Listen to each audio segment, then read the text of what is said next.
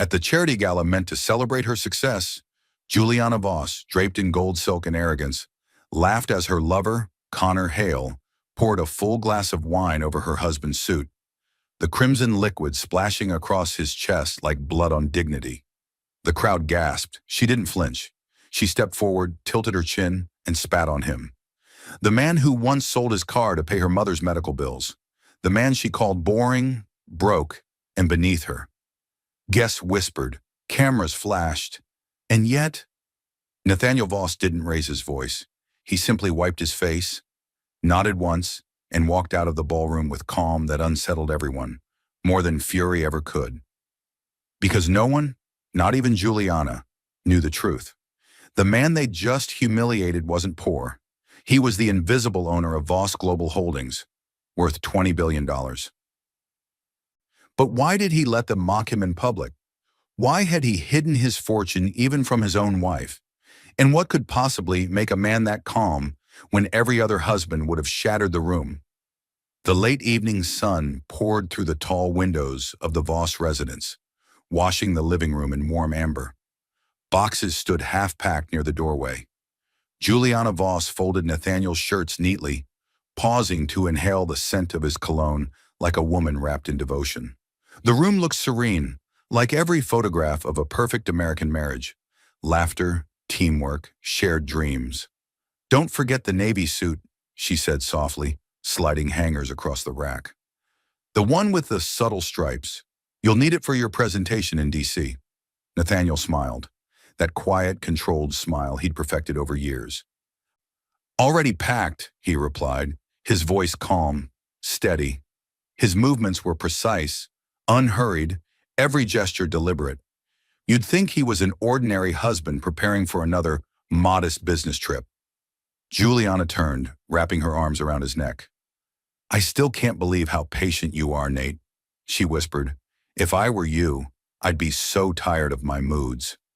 "You underestimate how much I enjoy your chaos," he murmured, pressing his forehead against hers.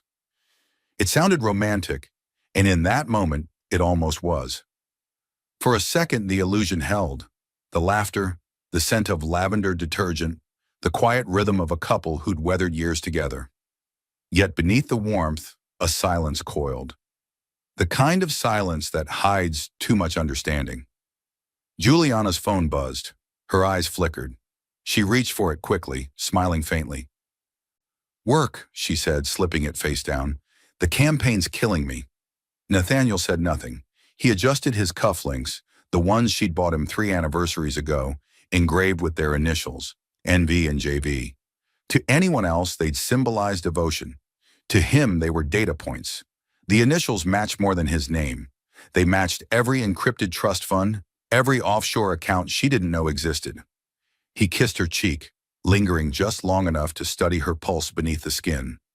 Fast, uneven. Lies always came with elevated heart rates. "I'll call when I land," he said, grabbing his suitcase. "You better," she teased, following him to the door. "And hey, don't forget, we're hosting the Hale Investors dinner next week. Connor said he'd handle the wine." "Connor." Nathaniel paused for half a heartbeat, then smiled again. "Good," he said. "He's got taste." The name tasted metallic in his mouth. Connor Hale, his old business partner, now rival. The man who once toasted to loyalty before stabbing him in a corporate takeover deal. Nathaniel had forgiven him publicly, or so everyone believed, but forgiveness was never in his nature. Observation was. He stepped into the black sedan waiting outside. The driver closed the door. The car rolled away. From the window, he watched Juliana standing in the doorway, elegant, beautiful, waving, the picture of a loving wife. 30 minutes later, somewhere along Interstate 495, his phone vibrated. A message from Juliana. He smiled faintly, expecting her usual safe flight. "Love you." Instead, his pupils narrowed. It was a photo. Juliana in red silk lingerie, biting her lip. Then another. Her on the bed they'd shared. Her body angled, suggestive. The caption read, "He's gone now. 2 days of freedom. I missed every inch of you." Nathaniel's chest tightened, not from shock, but from confirmation. He exhaled slowly, screenshotting every image before she could delete them. 2 minutes later, the pictures vanished, erased remotely. Then the phone rang. "Babe, you boarding yet?" Juliana's voice was light, nervous. "Oh my God, you might see a deleted message. That was a client file. I sent it by mistake." Nathaniel leaned back in the seat, his tone effortless. "Haven't checked my phone yet," he lied. "Oh," she said, forcing a laugh. "Good. Anyway, text when you land, okay?" "Of course," he replied. "Love you." He ended the call and turned to the driver. "Turn around." The driver hesitated. "Sir?" "Back to McLean," Nathaniel said quietly. "But park 2 houses down from mine." The driver obeyed. Night crept over the suburban street. From his car, Nathaniel watched his own house through the windshield. The lights in the living room dimmed. Half an hour later, a silver Mercedes pulled up. Connor Hale stepped out, jacket loosened, grin wide. He rang once. Juliana opened the door. Her robe was already slipping off her shoulder. Nathaniel's jaw tightened, but his pulse stayed steady. Rage was noise. Precision was power. He picked up his phone, recording. From that shadowed car, the world saw a betrayed husband. But inside that stillness, a billionaire was being reborn. He whispered into the dark, "You took kindness for weakness, Juliana. Now you'll learn how expensive kindness can be." Rain began to fall, thin and steady, whispering against the windshield as Nathaniel sat in the parked sedan. Through the drizzle-blurred glass, he could see silhouettes moving behind his own curtains. Her laugh, his rival's frame bending toward her. The sound of it reached him faintly through the cracked window, a familiar laugh that used to belong to him. He didn't tremble. He simply watched. Every breath he took came with a calculation. Every second of silence was a ledger entry. When the lights in the bedroom went dark, he leaned forward. "Record this timestamp," he said quietly. The driver nodded, uneasy. "Yes, sir." Nathaniel stepped out of the car and crossed the quiet street, rain soaking his hair, his coat collar turned up. He didn't walk toward the door, he walked toward the mailbox. With surgical calm, he slid a small metallic capsule inside, a tracker. Not to spy on Juliana's messages, he already had those, but to trace every piece of mail, every document, every movement in and out of that house. Evidence had to be legal, revenge had to be admissible in court. He returned to the car, his voice low. "Drive to the office." "Sir, it's midnight." "Exactly." 20 minutes later, the sedan stopped in front of an unmarked building, 3 floors of glass and shadow. The world thought Nathaniel Voss worked there as a mid-level logistics consultant. In truth, the building was a facade. Underneath it sat the control center of Voss Global Holdings, a network of 32 companies hidden beneath shell subsidiaries across 5 countries. His assistant, Evelyn Cross, was already there, pale and sharp-eyed, sipping black coffee as if she never slept. "You called for a midnight audit," she said. "That means something went wrong." He placed the phone on her desk and opened the gallery. 1 swipe, 2. The images filled the screen. Evelyn's lips tightened, but she didn't gasp. She'd known Juliana for years. "I want surveillance wiped from tonight except for the security timestamp between 9:27 and 9:41 p.m., Nathaniel said. "And I want Hale's financials cross-referenced with the transfers from Juliana Voss Marketing." Evelyn typed fast. "If you're planning to sue, I'll need the digital chain, emails, wire confirmations." "This isn't a lawsuit," he interrupted quietly. "It's correctional management." Evelyn looked up, eyes narrowing. "You're not going after him through business arbitration, are you?" "I'm going through everything," he replied. "Corporate, federal, family court. I'm not destroying them in anger. I'm dismantling a system of betrayal, piece by piece." Outside, thunder rolled like distant applause. By 3 a.m., the servers hummed with data extraction. Hale's accounts showed money laundering through a dummy firm in the Caymans, ironically registered using Juliana's initials. She'd helped him without even realizing she'd left fingerprints. Nathaniel stared at the screen. "Prepare affidavits for the Financial Crimes Division. I want it anonymous for now. I'll sign when I'm ready." Evelyn hesitated. "Nate, you sure you want to start this tonight?" He turned to her slowly. "Evelyn, when you see a house on fire, do you wait for morning to pour water?" At 4 a.m., he drove back to McLean. The lights in his house were off now, her betrayal asleep in silk sheets. He didn't go inside. He sat across the street again, the drizzle turning into mist. He thought about his father, the man who had begged his mother for forgiveness after a lifetime of lies. She'd forgiven him, and it had killed her in pieces. Forgiveness, Nathaniel realized, was just another word for slow death. He called his attorney. "Raymond," he said when the groggy voice answered, "file preliminary paperwork for divorce. Use irreconcilable differences as placeholder. Seal it under non-disclosure." The lawyer blinked awake. "At this hour? Especially at this hour." When dawn finally broke, Juliana stirred from her bed, stretching beside the man who wasn't her husband. The sunlight cut through the curtains like judgment. Downstairs, the doorbell rang once, then again. Connor cursed, pulling on his pants. She hurried to the window, peering down. A courier stood on the doorstep, holding an envelope embossed with gold lettering. Hale Enterprises, urgent compliance audit. Juliana frowned. Connor swore under his breath. He grabbed the envelope, ripped it open, and froze. Inside was a notice from the Department of Justice, referencing a federal review of his offshore accounts. "Who the hell reported this?" he muttered. Juliana's phone vibrated, a message from an unknown number. "You chose him. Now live with him." Her hands shook. "Connor," she whispered, "something's wrong." And across the street, Nathaniel watched from behind tinted glass, sipping cold coffee. His first move had landed. The board was open. He whispered, "That was level 1. The rain stopped. The street fell silent. Inside the house, Connor looked up suddenly as if feeling eyes on him. But by the time he stepped outside, the sedan was gone. And so was every trace that Nathaniel Voss had ever lived there. "Excellent.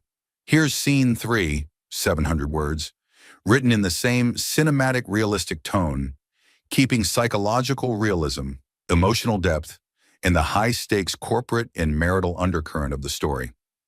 No subheadings, no summaries, just the story as if playing in front of the camera." Morning light broke across the marble floors of Nathaniel's penthouse office, its silence interrupted only by the low hum of the city below. He hadn't gone home. He hadn't slept. The skyline of Washington, D.C. stretched before him, each skyscraper catching fire in the dawn, like reflections of the empire he secretly owned. On his desk, 2 things sat side by side, a stack of divorce papers and a cold cup of coffee he hadn't touched. He leaned back in his chair, eyes half closed, the weight of memory pressing against the glass walls. People thought betrayal came suddenly, a sharp single act, but Nathaniel knew better. It began quietly, like a leak beneath the floorboards, rotting the structure long before it collapses. He remembered their first year of marriage, the night Juliana had called crying, saying her ex had lost his job and needed a loan. He had wired the money without hesitation. She'd said, "You're too kind, Nate. You trust too easily." It was meant as affection, but now in hindsight, it sounded like foreshadowing. Then there was the promotion dinner 2 years later. Connor Hale had been there too, raising a glass to Nathaniel, calling him the most loyal man I know. That night, Juliana's laughter had lingered too long at Connor's jokes. Nathaniel had noticed but dismissed it. A confident man doesn't chase shadows, or maybe, he thought bitterly, a fool doesn't chase truths. He stood and walked toward the window, watching the morning traffic pulse below like a bloodstream of strangers. He remembered his father, Harold Voss, the man who built and lost an empire through the same disease. Misplaced trust. Harold had loved deeply, but loved blindly. He'd forgiven his wife's affair, then forgiven her again when the son she bore didn't share his blood. That second forgiveness broke him. He died a quiet, forgotten man, remembered only by the child who swore he'd never make the same mistake. Nathaniel had kept that promise, until Juliana. He laughed quietly, the sound hollow. He could still see her on their wedding day, standing beneath white roses, promising faithfulness. Her voice trembling not from sincerity but from performance. His mother used to say, "You can hear truth in silence, not in vows." Back then, he didn't understand. Now he did. The door opened. Evelyn Cross stepped in, a folder in her hand. "The forensic accountants just sent this," she said. "It's worse than we thought." He took the folder. Inside were transaction histories, offshore movements, and confidential correspondence between Juliana and Connor. She'd not only stolen from his trust accounts, she'd sold proprietary data from one of his defense subsidiaries to Connor's firm. It was espionage, a federal crime. Evelyn's tone softened. "She's in deep, Nate. If we press this, she could face charges. Prison." He stared at the papers. "I'm not sending her to prison," he said quietly. "I'm sending her to reality." "There's a difference." Evelyn hesitated. "And Hale?" Nathaniel's lips curved faintly. "He'll wish it was prison." She lingered a moment longer, studying his face. "You know you could have exposed them last night, made it public. Why wait?" He met her eyes. "Because humiliation is temporary, I'm building something permanent. When people destroy your image, destroy their foundation, make them question who they are, not just what they did." After she left, he sat back again, staring at his reflection in the glass. He barely recognized the man looking back. Calm, precise, expressionless. A mirror of the father who forgave, and yet not. Nathaniel's kindness had always been deliberate, but this was something new. A silence sharpened into vengeance. His phone buzzed. It was Judge Raymond Hollis, an old acquaintance, now presiding over family and corporate cases in Fairfax County. "Nathaniel," the judge said, "I got your preliminary filing. It's sealed, as you asked. But I have to ask, do you really want to go through with this level of litigation?" Nathaniel looked out again at the city, voice steady. "Your Honor, I'm not litigating. I'm clarifying ownership of my assets, of my life." There was a pause. "You sound like your father," Hollis said softly. "Not anymore," Nathaniel replied and ended the call. The city kept moving, unaware that one man in a glass tower was rewriting every rule that had ever governed his heart. He picked up the divorce file, signed his name in black ink, and laid it beside another folder labeled Project Silence. Inside it were legal drafts, property transfers, and corporate proxies already signed in Juliana's name. She wouldn't know it yet, but by the time the public scandal broke, every asset she believed she controlled would belong to him again. He stood there for a long time, the pen still in his hand, the city light bleeding through the windows. For the first time since the betrayal, he allowed himself to feel something. Not sorrow, not anger, but clarity, the kind that burns cleaner than fire. He whispered to the empty room, "You can't break what's already rebuilt itself." And just then, his phone lit up with a new message from an unknown number. A blurred photo of Juliana and Connor kissing inside his house. The caption read, "You'll never be enough." Nathaniel's eyes darkened. "Perfect," he said quietly. "That makes it public." He dialed Evelyn. "Initiate level 2, he ordered. "And make sure the press gets an anonymous tip about Hale's financial crimes. Let's see how they like the taste of exposure." The morning the story broke, the city woke up to a headline that made phone screens sizzle. Federal probe launched into Hale Enterprises. Offshore transfers linked to Voss-associated accounts. Anchor faces changed from polite to hungry. Social feeds filled with the same grainy photo Nathaniel had recorded from his car. Connor Hale stepping up to Juliana's door, robe slipping, a grin that would soon be archived as arrogance. The anonymous tip had landed exactly where Nathaniel wanted it, in the inboxes of investigative reporters who lived for scandals that smelled like money. At the Hale investors' dinner that evening, the room vibrated with forced cheer. Crystal chandeliers refracted the worry into glittering shards. Connor stood under a dozen cameras, telling the same jokes, the same stories about innovation and disruption. But when his CFO didn't show, a small ripple of alarm went through the crowd. Then a reporter tapped a shoulder, slid a phone across the table, and the ripple became a crash. The DOJ notice played on a loop. Subpoenas, freeze orders, reference numbers. People close to Connor checked their watches. People further away checked their reputations. Juliana's smile started to tremble like a candle in a draft. She'd always relied on optics, on laughter, on the right dress at the right party. But optics don't pay legal fees. They don't stop subpoenas. Connor's hand found hers under the table, squeezing as if pressure could make things whole again. He mouthed something fierce, an assertion of control, then left, ostensibly to handle a PR hiccup. He never returned to the table. Meanwhile, Nathaniel sat at his desk 2 boroughs away, watching everything through a feed Evelyn had arranged. He watched Connor's faces flicker across screens, the bravado, the confusion, the first sparks of fear. He listened to the calls in real time. Hale's lawyer telling him to call an emergency board meeting, a banker freezing transfers, a venture partner publicly distancing. He scribbled notes, methodical and cold. Evelyn walked in with a printed stack, an evidentiary packet that would make any prosecutor salivate. "We've matched 3 transfers from Juliana Voss Marketing to shells linked directly to Hale," she said. One of those transfers was timed to coincide with a series of patent filings Connor's firm made last year. She slid the packet across the desk. "If we file this correctly, we don't just wreck his company, we create criminal exposure for both of them." Nathaniel read the top page and felt the odd, precise satisfaction of a machine functioning as designed. "File the paperwork with the compliance hotline," he said. "Let it go anonymous for now. Simultaneously, contact the custody attorney and start the process for emergency paternity tests. Make sure the chain of custody is ironclad." Evelyn hesitated, a shadow passing her face. "The children," she began. "The children are evidence, not weapons," Nathaniel corrected softly. "But if their paternity is tied to this web, that will determine custody and asset standing in a way a simple divorce cannot. This is level 3 and 4 at once. Financial ruin and social exposure. We must be surgical." Juliana was already feeling the heat.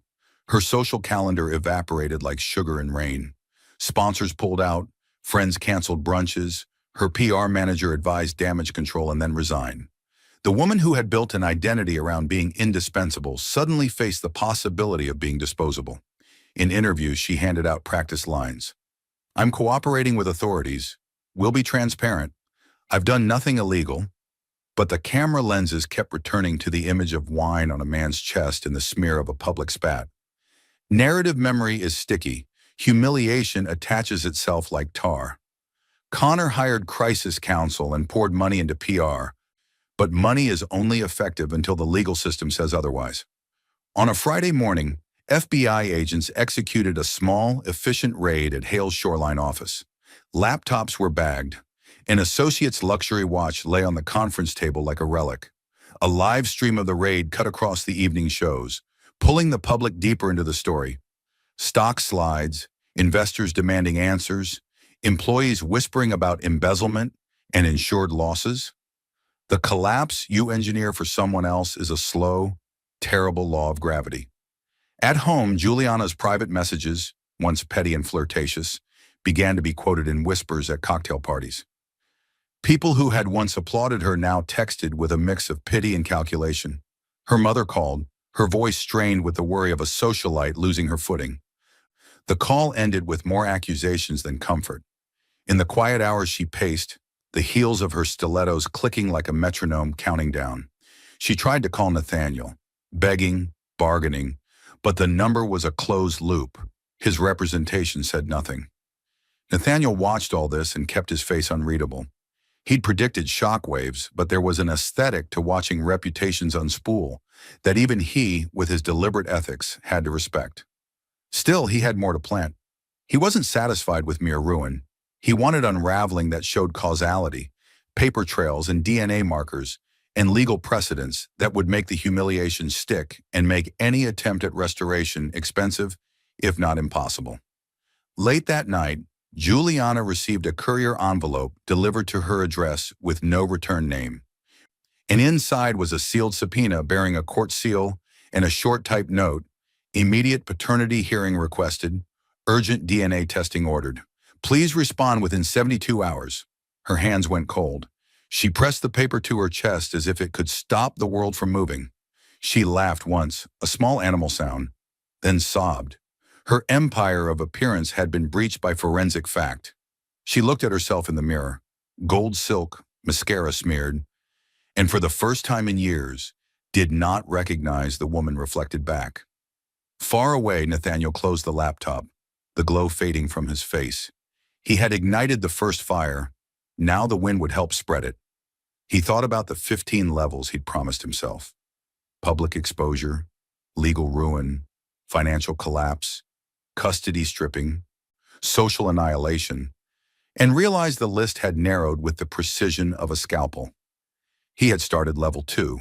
The calculus had become inevitable. The next morning's papers would carry new words he had been waiting for. Paternity test ordered, temporary custody petition filed. The courtroom doors would open.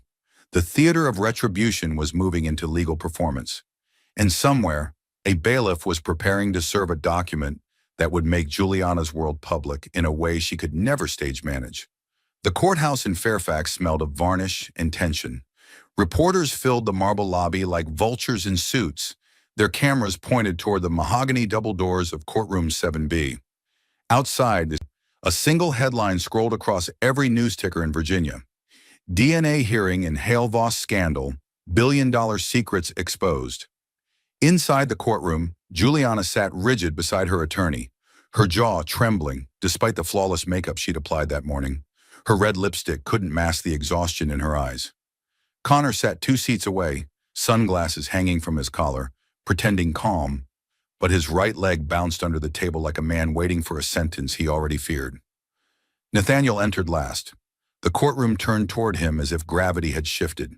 No entourage, no theatrics, just a charcoal suit, a folded legal folder, and the kind of composure that made even silence sound expensive. The judge adjusted his glasses. "We're here to address paternity confirmation and the asset division implications tied to the Voss marital trust." His voice echoed through the chamber, formal but faintly aware of the circus outside. Juliana's lawyer rose first. "Your Honor, we find the timing of this hearing questionable. The alleged anonymous financial tip and the resulting corporate scandal have clearly influenced public opinion. My client," Judge Hollis raised a hand. "Save it for closing. We're here for facts." He turned toward the clerk. "Proceed with the results." The clerk opened a sealed folder and read from the report, her voice clinical, each word cutting air like a scalpel. "Based on DNA analysis conducted by the federal lab, it is concluded with 99.97% certainty that Mr. Nathaniel Voss is not the biological father of the minors. Sophie Voss and Liam Voss." The courtroom exhaled. Somewhere, a journalist's phone clicked. Juliana froze. Connor's hand dropped from the table. Nathaniel didn't move. He simply blinked once, as if the data had confirmed what he'd already known for years. The judge continued, voice steady. "Mr. Voss, do you wish to amend your asset claim and custody petition based on these findings?" Nathaniel rose slowly. His tone was even, courteous. "No, Your Honor, I don't wish to amend it. I wish to clarify it." Juliana's lawyer frowned. "Clarify?" Nathaniel opened his folder, pulling out documents one by one. "These are notarized records of trust restructuring I executed last year. You'll see the trust name, Voss Global Family Foundation, lists the beneficiaries as children biologically proven to be of my bloodline. Since that is no longer applicable, the entire estate reverts to my holding company." The lawyer's voice cracked. "You mean she gets nothing?" Nathaniel met Juliana's eyes. "She gets honesty. That's more than she ever gave," the audience murmured. Connor leaned forward, whispering something desperate, but Juliana's face stayed vacant, her lipstick trembling at the edges. She whispered back, "You said it would never come out." Nathaniel caught it, his voice low but audible. "It always comes out. Lies just wait for daylight." The judge tapped his pen. "Mr. Voss, as for the minors, are you seeking to relinquish any legal guardianship?" Nathaniel hesitated, a brief, human pause that betrayed the faint ache of memory. Then, "Yes, Your Honor. I wish them well, but they are not my legacy." Gas fluttered through the courtroom. The judge nodded solemnly. "Motion noted." Juliana's hand shot up suddenly. "Your Honor, he's lying. He's doing this to punish me. He's framing us both." Her voice cracked mid-sentence, echoing across the marble. Judge Hollis slammed his gavel once. Mrs. Voss, one more outburst and I'll have you removed. Nathaniel's lawyer, Evelyn, leaned forward.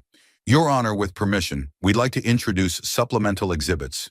Correspondence between Mrs. Voss and Mr. Hale, showing direct coordination in transferring proprietary data from Voss Logistics to Hale Enterprises in exchange for luxury assets and unreported cash.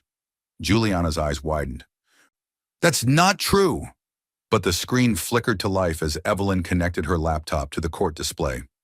There, under the sterile light, came the images, emails, voice notes, timestamps. Juliana's voice on playback, laughing, whispering, negotiating terms. The courtroom turned silent except for her own recorded words. Connor buried his face in his hands. Nathaniel stood still, hands clasped behind his back, as if attending a lecture rather than witnessing devastation. Judge Hollis stared for a long moment, then turned toward Juliana. You understand, Mrs. Voss, that this introduces potential criminal exposure for corporate espionage and fraud? Juliana didn't answer. Her voice had broken somewhere between denial and realization. Nathaniel gathered his papers. Your Honor, I request the court seal my private holdings from public release. Let her reputation collapse on its own. I won't need to help it. The judge nodded. Request granted.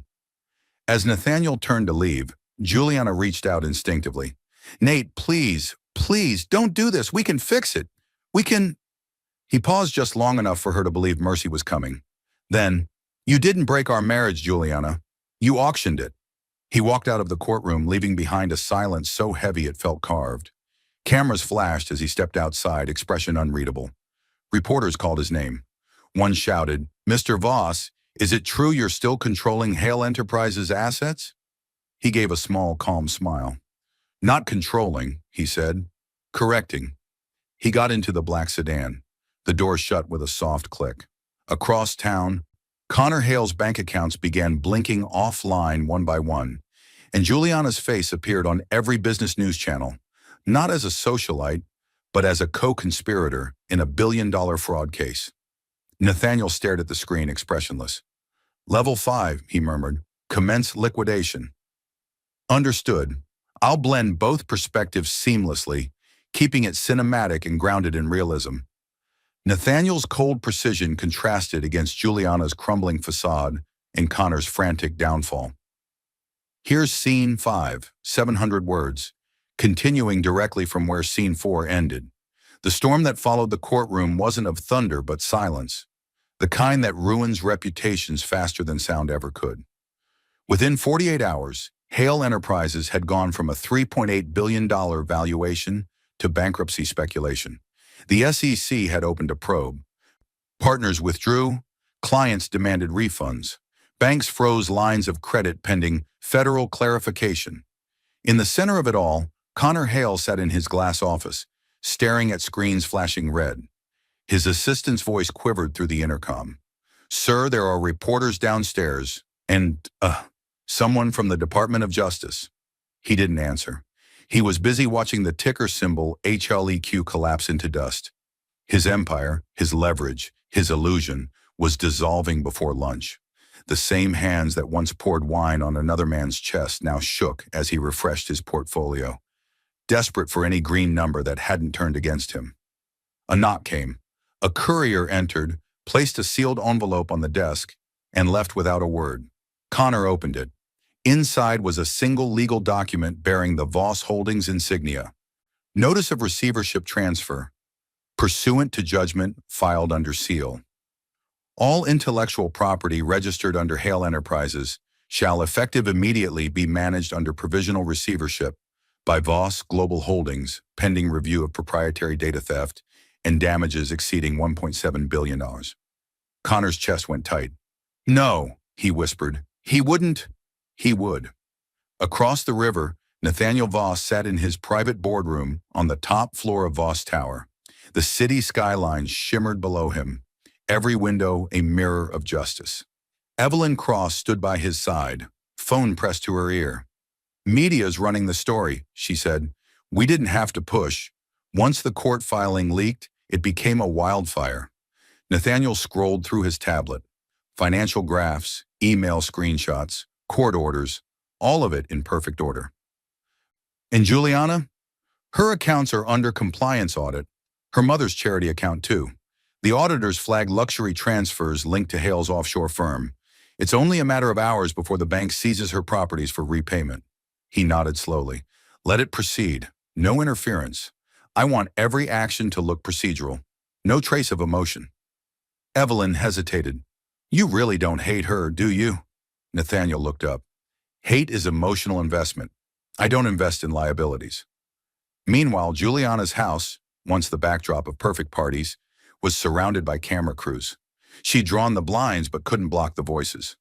Juliana, did you know your husband was worth $20 billion? Is it true you lied about your children's paternity? Will you testify against Connor Hale? She pressed her back to the door, breathing shallowly. The silence of luxury felt suffocating when it no longer belonged to her. Her phone rang. It was her mother. They froze my accounts, Juliana. Do you understand? My accounts. Juliana gripped the counter, voice breaking. Mom, please, You've destroyed our name, the woman screamed before the call cut off. Upstairs, her son's bedroom door was slightly open. The innocence of it, the model planes, the photos of Daddy Nathaniel at school fairs, twisted something deep in her chest. She wanted to believe that love could erase genetics, but even she knew Nathaniel too well. He didn't forgive. He documented. Connor arrived that evening, his car dented from paparazzi. He burst into the living room, sweat and panic dripping through his polished mask. We're finished, he spat. You hear me? He's taken everything. He's got the patents, the lawyers, the banks. He's orchestrating this like a symphony of ruin. Juliana stared at him blankly. You said he was harmless. Connor laughed bitterly. He's not harmless. He's mathematical. Outside, floodlights danced against the windows. Inside, Juliana's reflection caught her own face. Mascara bleeding, gold earrings trembling. She whispered, I just wanted more. Yeah? Connor snapped. Now you've got less than nothing. He stormed out, slamming the door so hard the chandelier rattled. Across town, Nathaniel watched the same moment on his monitor feed. His private investigator's camera, planted months ago under the pretense of home security, streamed the collapse in perfect 4K. He didn't smile. He didn't blink. He simply noted the timestamp. Evelyn entered quietly. SEC called. They've confirmed criminal proceedings against Hale.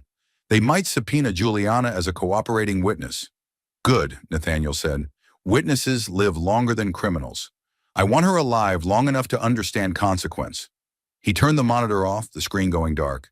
The reflection staring back at him wasn't the betrayed husband anymore. It was the strategist his father could never be, the man his wife never recognized. He walked to the window, watching rain streak down the glass. Justice isn't revenge, he murmured. It's arithmetic. As he spoke, his phone lit up again. An unknown number. He answered, a woman's voice trembling. Nathaniel, please, Juliana whispered. They're taking everything. I'm begging you. I'll sign whatever you want. Just stop this. He closed his eyes for a brief moment, listening not to her words, but to the sound of desperation on the same lips that once called him poor. I told you once, he said quietly, kindness is expensive, and you can't afford it anymore. He ended the call. The line went dead. Seconds later, Evelyn's phone buzzed. Her expression changed. Nate, Hale's been arrested, but there's something else. They found falsified insurance documents with Juliana's signature.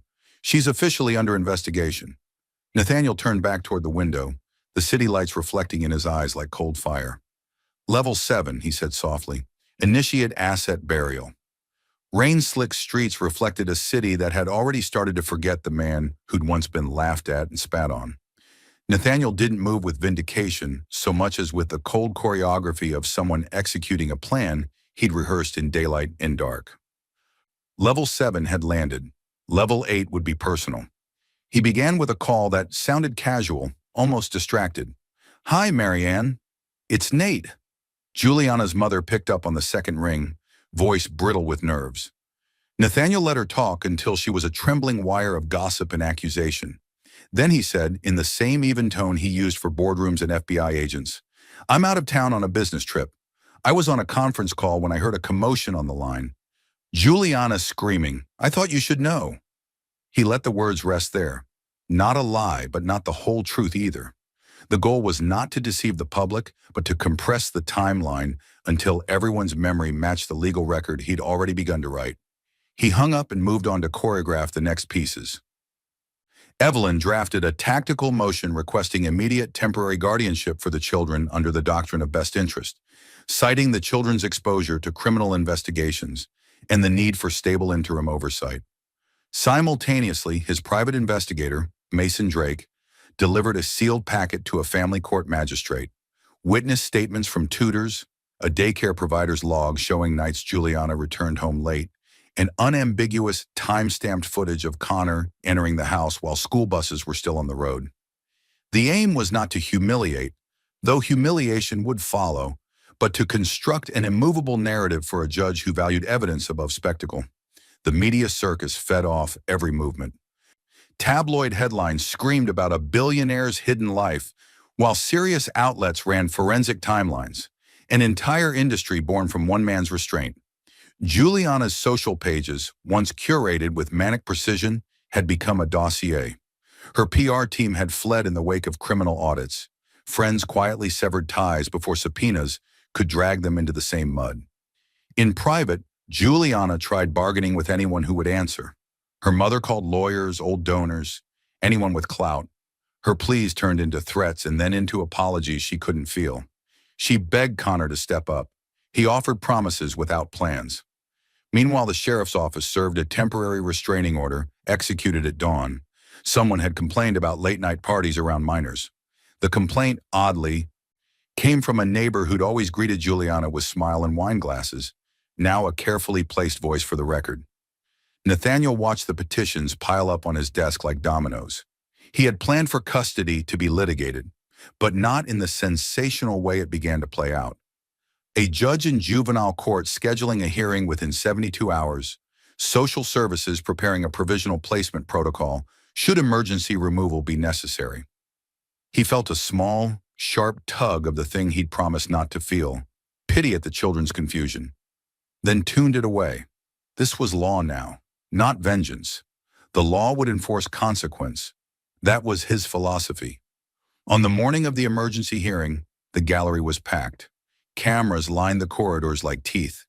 Juliana walked in with a face drained of color, clutching a small satchel with school photos and permission slips, the props of a woman trying to manufacture normalcy. Connor sat behind her, hands folded like a man expecting a sinner's sentence. Nathaniel entered last, as ever, immaculate and precise, flanked by his counsel and Evelyn. The magistrate read the affidavits aloud.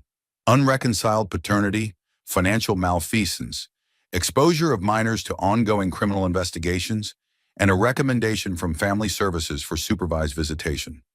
The terms were severe but procedural. No theatrical gavel banging, only the administrative imposition of emergency custody to a court-appointed temporary guardian agency until full hearings could be held. Juliana's lips carved a thin line. Her fingers trembled on the strap of her bag. Mrs. Voss, the magistrate said, this court must prioritize the children. Given the ongoing federal investigation connected to Mr. Hale and the financial irregularities involving your accounts, we are ordering temporary custody to the Department of Family Protective Services for placement with an approved guardian until further review. Juliana's knees nearly buckled. No, you can't, she stammered. They're my children. I care for them. Ms. Voss, the magistrate replied, voice clinical. This is not a determination of parental unfitness. It is an emergency safety measure. Outside the courtroom, the click of camera shutters sounded like falling confetti at a funeral. Juliana was allowed a last embrace. She clung to her children as if she could fuse the maternal role back into existence with sheer will. Nathaniel watched from the bench with a face that betrayed nothing but a quick human exhale when the children were led away. Then a small paper trail of properly executed release forms went to the guardian's office with his name listed as a co-signer for access in emergency medical decisions. He had ensured they would never be stranded without a person of record willing to authorize care. That night, Juliana made one final public attempt for sympathy with a recorded plea. Measured, rehearsed, a woman trying to reclaim narrative control by scripting regret. It did not land. Audiences saw not contrition, but calculation. People who had once envied her life began to interpret her performance as a hostage video. The social bonds she had folded into her identity unstitched themselves in real time. Connor, now a man staggering under the weight of seized assets and indictments, tried to bargain for leniency by offering recordings. Blackmail of old investors, whispered promises. Nathaniel let law enforcement take the leads. The FBI listened politely and then reclassified some of Connor's cooperation as self-serving and irrelevant. The man who had once poured wine now poured apologies nobody accepted. Nathaniel sat alone in his study after the hearing, the house around him a museum of decisions. He had committed to 15 levels of ruin, and yet there remained work. Legal knots to tie, trustees to replace, charitable foundations to redirect so that no asset could be used again as a weapon against him. He opened a ledger labeled restitution and began to list beneficiaries, the organizations that helped veterans his father had betrayed, a scholarship fund in his mother's name, shelters for children affected by crime, gestures that would make the courtroom record read not merely of punishment, but of repair. He tapped a final key on his encrypted device and sent the last set of filings, the ones that would convert Juliana's trust claims into a public restitution fund if she lost. Then he looked up, the lights of the city winking like tally marks. For a moment, he allowed himself the small satisfaction of a plan tracking to outcome. There was a soft knock at the door. Mason entered, face grave, a small envelope on his palm. "You asked to be notified immediately," he said. Nathaniel took the envelope, slid it open, and read a single line that had not been in any of his drafts. He stared, then folded the paper slowly and spoke without emotion. "Level 11, he asked. Mason shook his head. "Not him, someone else. The donor list. There's a name you didn't expect." For the first time in the campaign, Nathaniel felt a ripple of something unplanned, an unknown variable in a system he had assumed closed. He looked toward the window, the city's geometry suddenly less certain.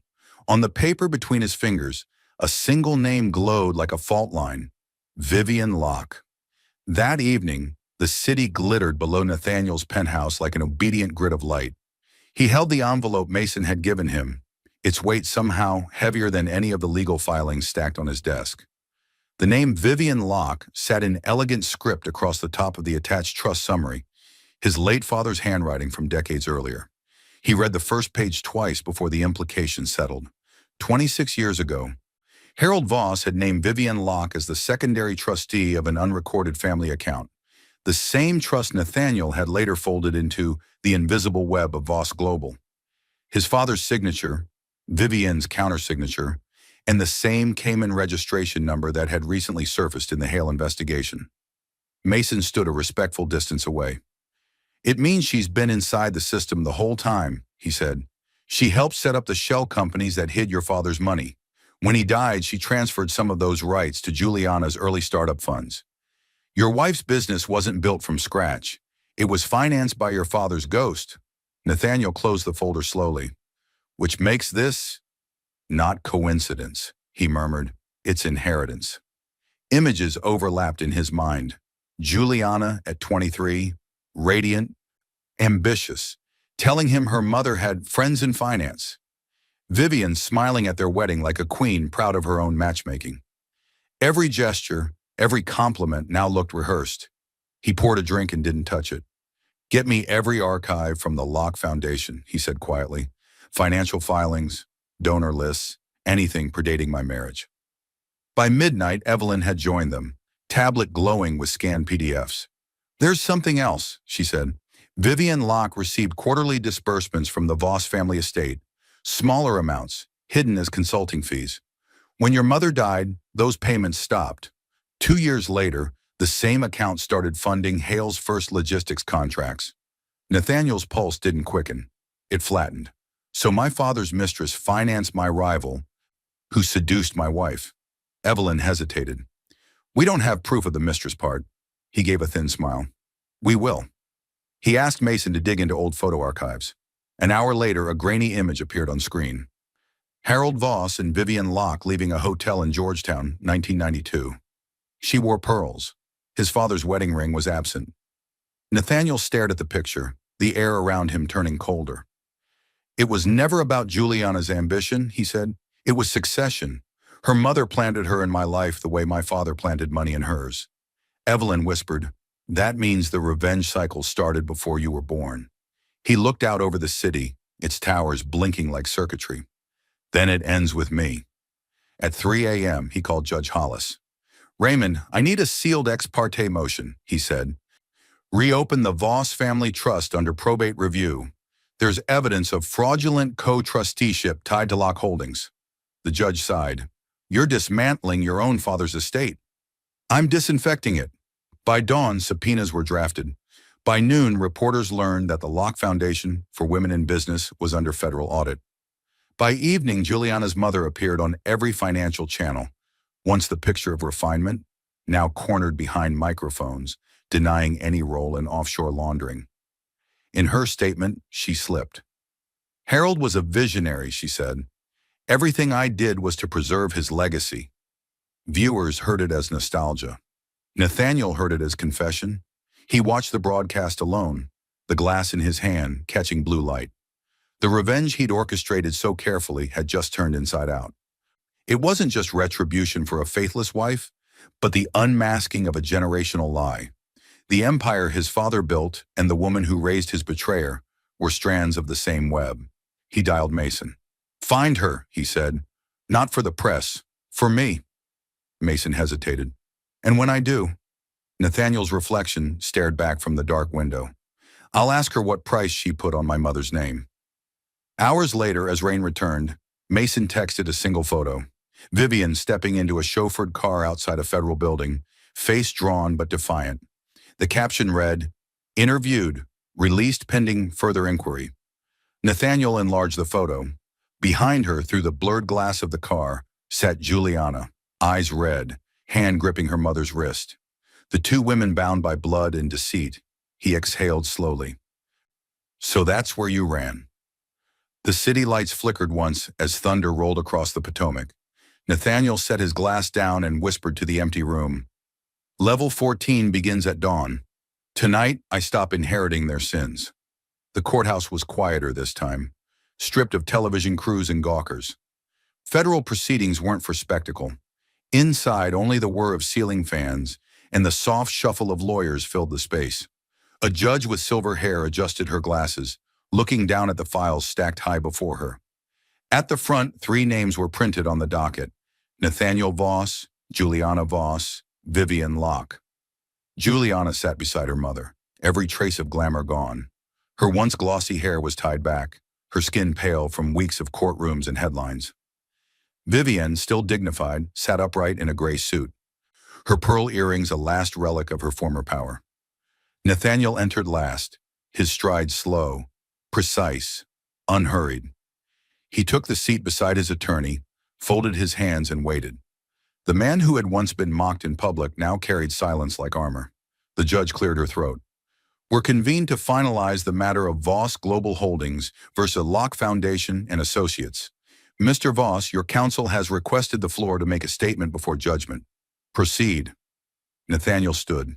His voice was steady, quiet enough that everyone leaned forward to hear.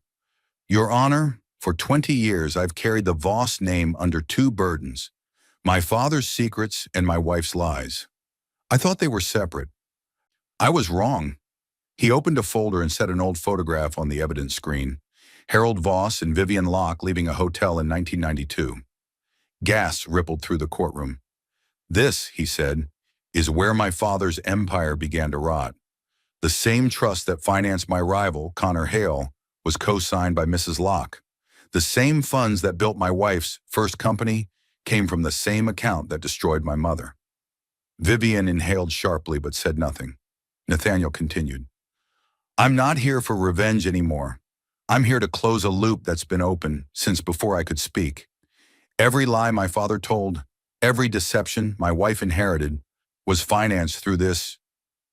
He held up the trust certificate with both signatures, a document that turned love into currency.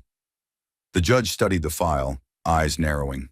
Mr. Voss, the court recognizes this as a legally binding disclosure. Are you seeking damages? No, Nathaniel said. Restitution. He turned to the gallery where reporters waited like dormant embers.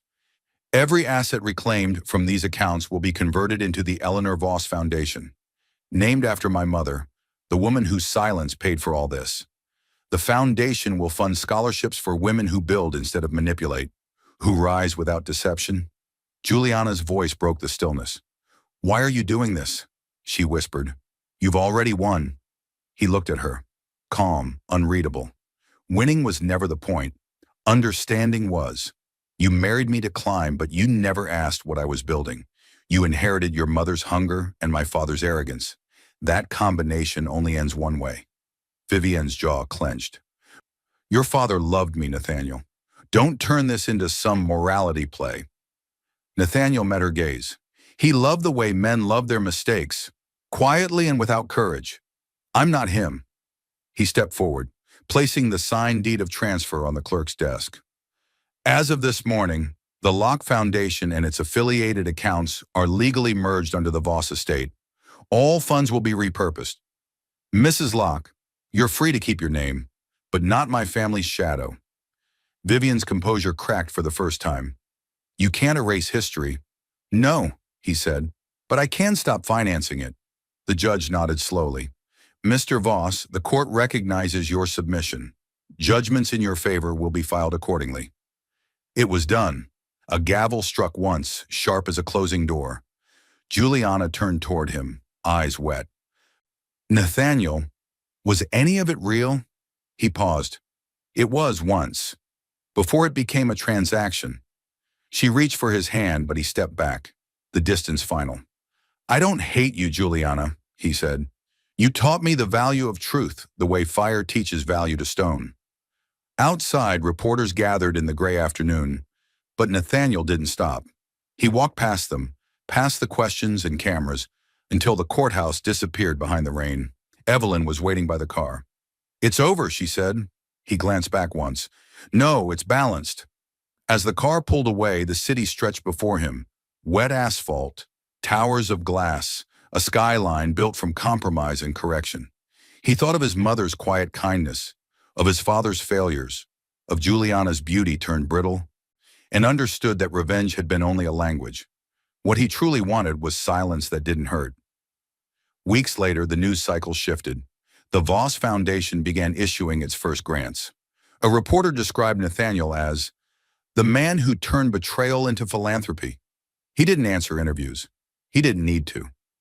One evening, he returned to the old house on McLean Street, now emptied, staged for sale. He stood where it had all begun, the doorway where Juliana once waved him goodbye. The air smelled of dust and lilac, the ghost of ordinary love. He touched the wall lightly and smiled. Kindness isn't weakness, he murmured to the quiet house. It's the final lesson. Outside, thunder rolled softly, then faded into the distance, leaving only the sound of rain and a man walking away from everything that had once defined him. As he reached the gate, his phone buzzed. An unknown number again. The message read, Your mother's lawyer requested a meeting. There's another envelope, one Harold Voss never opened.